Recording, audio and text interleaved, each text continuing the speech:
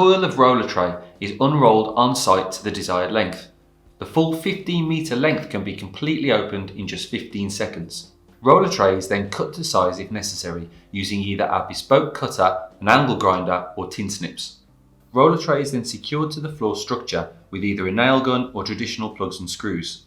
Intersections and bends can be easily created by overlapping Rollatray and securing using an M6 roofing bolt attached to the snail form threads.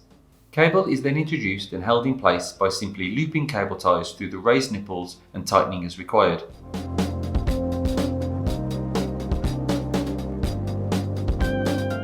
Rollatray can be installed anywhere with a solid surface and therefore lends itself to a number of applications. With its extremely low profile and ease of installation, Rollatray is an ideal solution for data centres, commercial buildings, industrial settings and multi-storey constructions. The range is already installed in several major projects, such as the new Boston Scientific Building in Galway, Ireland, and the Olympic Park redevelopment in London.